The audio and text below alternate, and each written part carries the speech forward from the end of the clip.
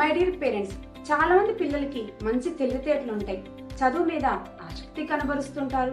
Lessons కూడా బాగా అర్థం చేసుకొని కష్టపడి చదువుతూ ఉంటారు. వాళ్ళకి ఆ సామర్థ్యం కూడా ఉంటుంది. కానీ ఎగ్జామ్స్ లో మాత్రం చాలా తక్కువ మార్క్స్ వస్తున్నాయా? దీనివల్ల పిల్లలు వాళ్ళపై నమ్మకం కోల్పోతున్నారా?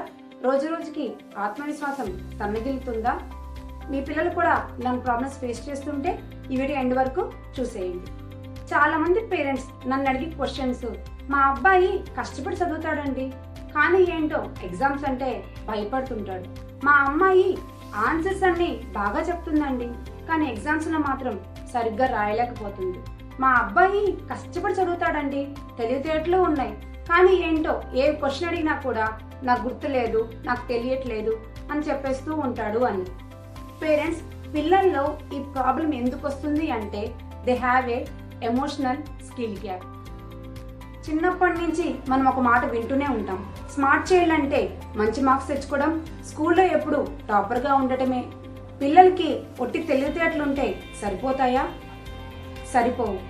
ఎందుకంటే పిల్లలకి భావోద్వేగాల్ని ఎలా నియంత్రించుకోవాలో తెలియనప్పుడు ఎన్ని తెలివితేటలున్నా నిరుపయోగమే. ఎందుకంటే ఒత్తిడిలో ఉన్న మెదడు ఎప్పుడు సరిగ్గా పనిచేయదు. భయపడుతున్న మనసు జ్ఞాపక శక్తిని తగ్గించేస్తుంది. ఒత్తిడిలో ఉన్న పిల్లలు ఎప్పుడూ కూడా తెలివితేటల్ని సరిగ్గా ఉపయోగించుకోలేరు. పేరెంట్స్, ఎప్పుడైతే పిల్లలు భావోద్వేగాల్ని ఎలా నియంత్రించుకోవాలో తెలుసుకున్నప్పుడు మాత్రమే వాళ్ళకున్న తెలివితేటని సరిగ్గా ఉపయోగించుకొని ఉన్నత స్థానాలకి అధిరోహించగలుగుతారు, వాళ్ళకున్న లక్ష్యాన్ని సాధించగలుగుతారు. మీకు ఈ వీడియో బాగా నచ్చినట్లయితే లైక్, కమెంట్ అండ్ షేర్.